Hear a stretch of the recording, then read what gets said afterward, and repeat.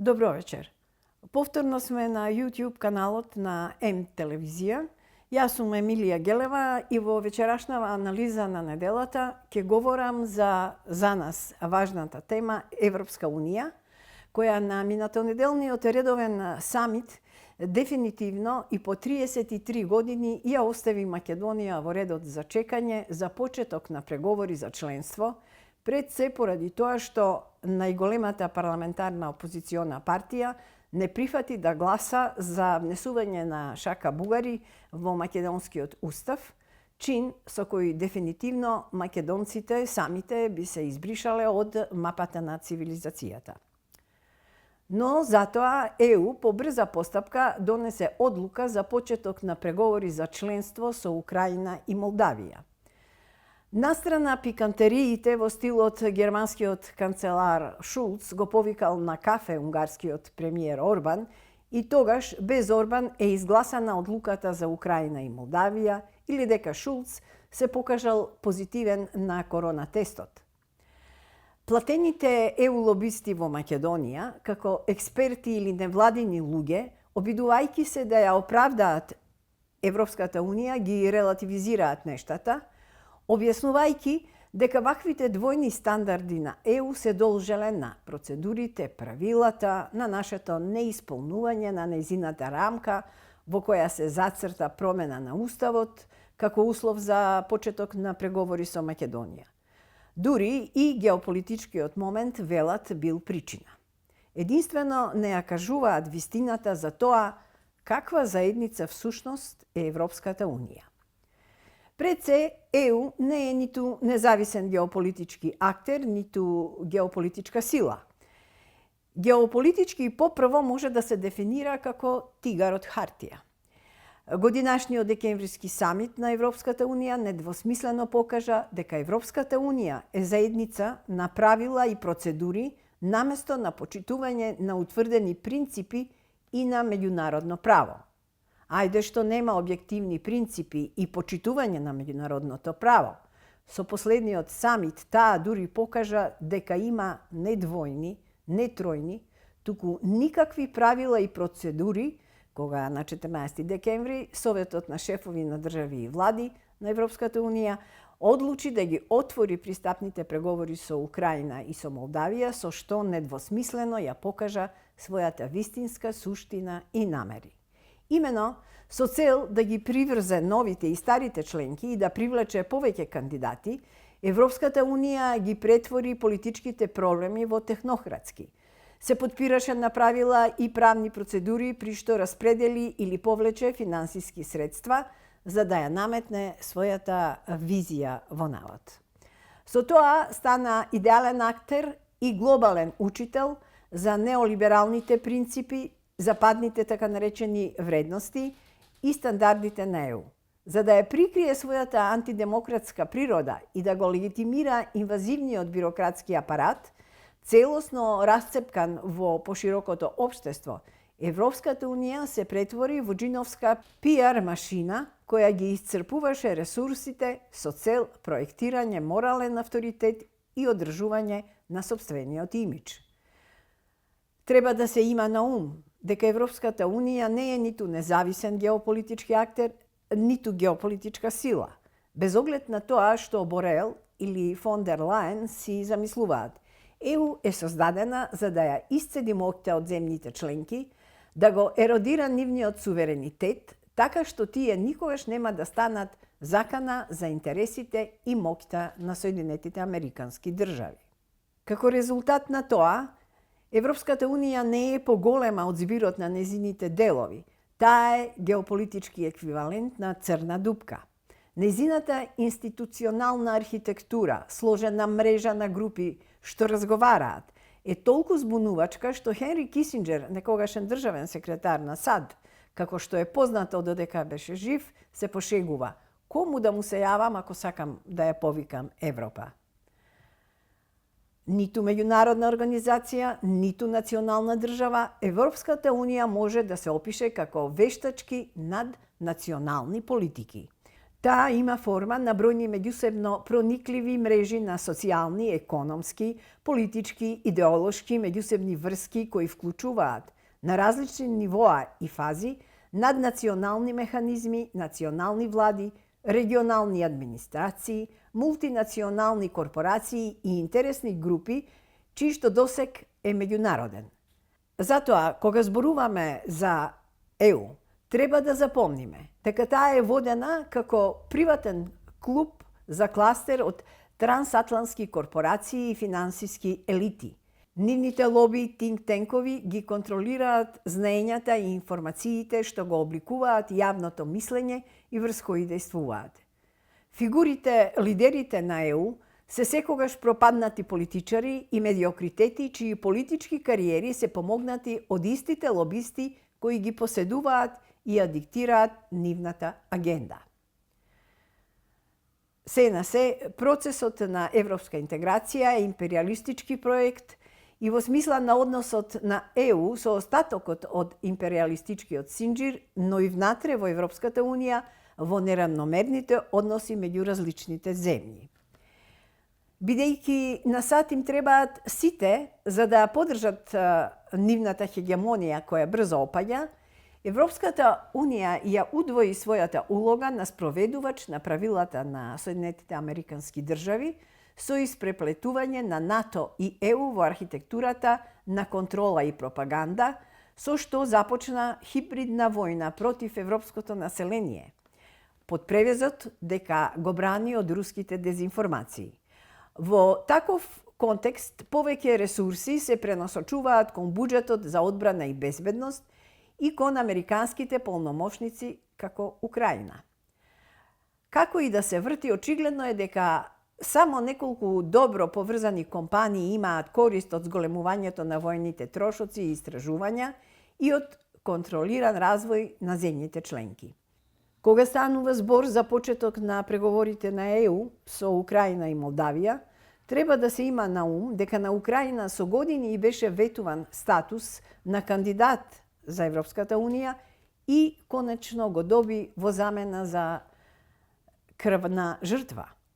Очигледно, таа не се квалификува за членство, а за изгледи за седење во преполна чекална со други кандидати во догледна иднина, без друго не вреди да се умре. Брисел мораше прво да најде, а потоа да закачи попривлечен морков, во време кога анкетите покажуваат дека поддршката за Украина во ЕУ опаѓа. Со затворената врата на НАТО за Украина, кога Вашингтон го префрли својот фокус на Блискиот Исток и во Азија на Пацификот, товарот за поддршка на Украина да ја брани Европа е фрлен врз Европската Унија.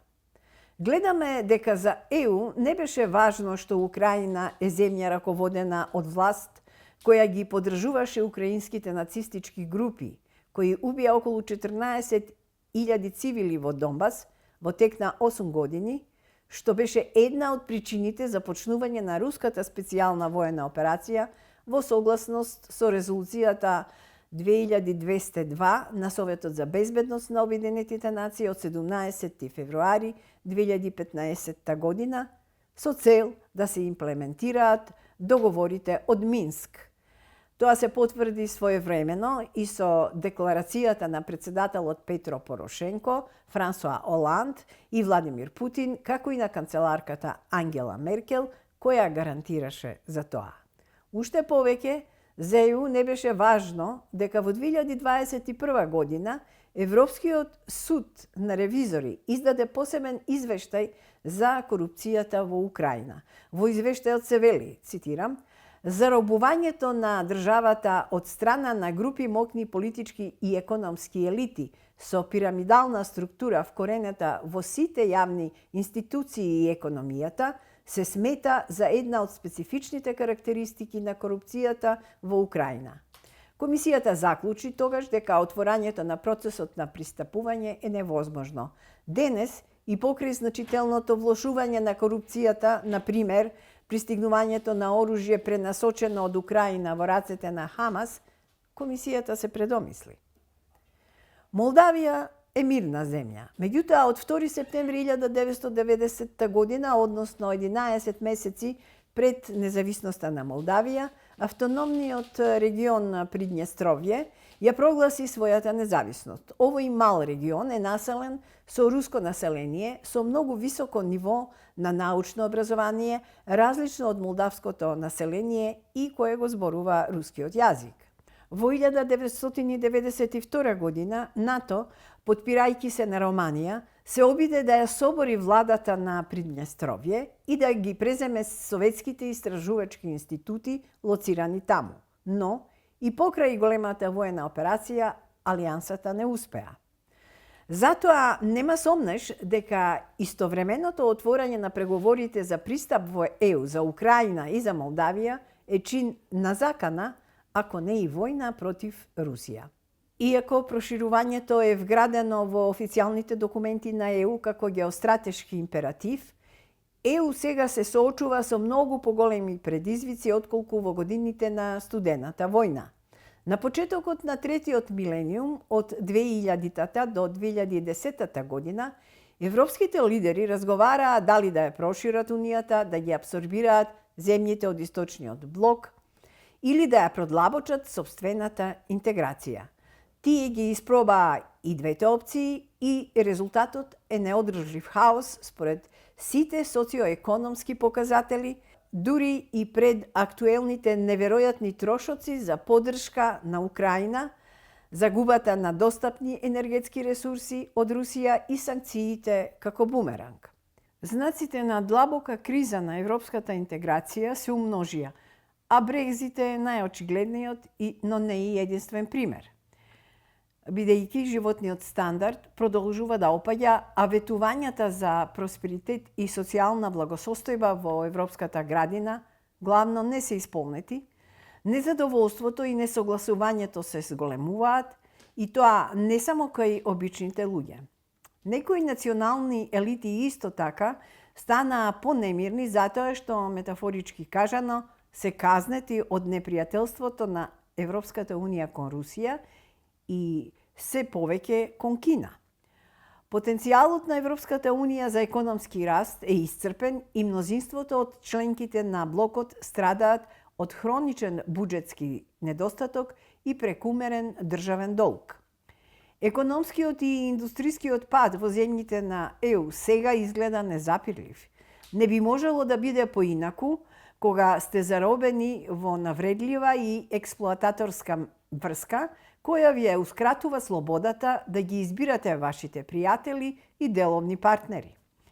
Економскиот и геополитичкиот центар на гравитација се помести кон исток, униполарниот светски поредок што се појави во 1990-тите години, се разоткрива и пред нашите очи се формира во нов мултиполарен поредок.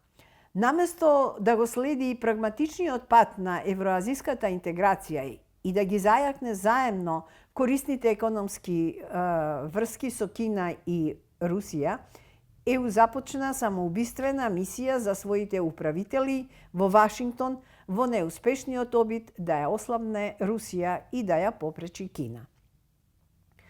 Но бидејќи Вашингтон стравува дека политички и економски ранливите земји ќе го изгубат трпението со Европската Унија и ќе најдат поатрактивни партнери за поддршка на нивниот развој, имено Кина и Русија, ЕУ мора да продолжи да дава ветувања и, што е најважно, да ги финансира политичките елити во соседните земји за да ја зајакнат својата моќ и клиентела. САД исто така сметаат на ЕУ да ги финансира украинските воени напори и реконструкцијата на се што ќе остане од оваа пропадната земја, кога ќе заврши воениот конфликт. Европските даночни обврзници ја плаќаат сметката. Поддршката на ЕУ за режимот во Киев сега достигна 85 милиарди евра и фон дер Лајен вети дека ќе дава уште повеќе. Дополнителни 50 милиарди евра за украинскиот механизам беа предложени од Европската комисија за годините од 2024 до 2027 година. Во 2022 година Европскиот парламент одобри 150 милиони евра за поддршка на марионетската влада во Молдавија.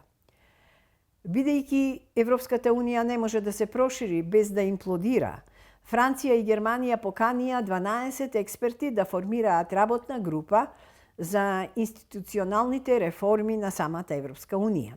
Тие излегоа со сет на предлози за конструкција со повеќе брзини, што ќе им овозможи на некои земји членки подлабоко да се интегрираат во одредени области и ќе ги спречи другите да ги запрат. Извештајот предлага да се ослободат од условите за едногласно гласање, дури иако укинувањето на ветата повлекува прифаќање на различни нивоа на посветеност. Тој извештај предвидува 4 нивоа на членство, од кои последните 2 нивоа целосно ќе паднат надвор од Европската Унија. Овие концентрични кругови би вклучиле внатрешен круг, чии членови би можеле да имаат уште поблиски врски од оние што ја поврзуваат постоечката Европска Унија. Придружно членство само за внатрешен пазар и полабавото, помалку барано ниво на новата Европска политичка заедница. Главната предност за колективниот Запад е тоа што сите земји од оваа Европа ќе бидат отсечени од Русија и Белорусија, но не е јасно кои се предностите на земјите од надворешното ниво со оглед на тоа што ќе имаат ограничен или нема да имаат пристап до единствениот пазар, но се очекува да се откажат од дел од сопствениот национален суверенитет во корист на Брисел, губејќи автономијата и просторот за маневрирање во мултиполарниот свет. За Македонија извесно е дека ќе остане во тоа надворешно ниво на неодреден период.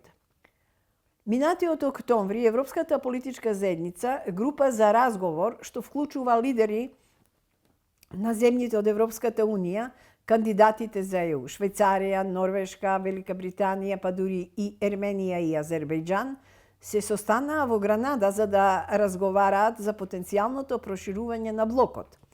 Состанокот требаше да ја зајакне решителноста, но наместо тоа ги продлабочи резервите на оние кои никогаш не се загреа на идејата за проширување на Европската Унија на сметка на сегашните членки. Некои членки веќе направија математиката и сватија дека ако се продолжи со предложеното проширување на ЕУ, ќе мора да плаќаат повеќе, а помалку да добиваат од буџетот на Европската Унија. Нето примачите ќе станат нето придонесувачи. Разбирливо, членките на ЕУ не се премногу возбудени од перспективите за проширување. Се подразбира дека елитата на Европската Унија ги дели карактеристиките и неолибералната идеологија на транснационалните елити на изворните предсе во Лондон и Њу Јорк.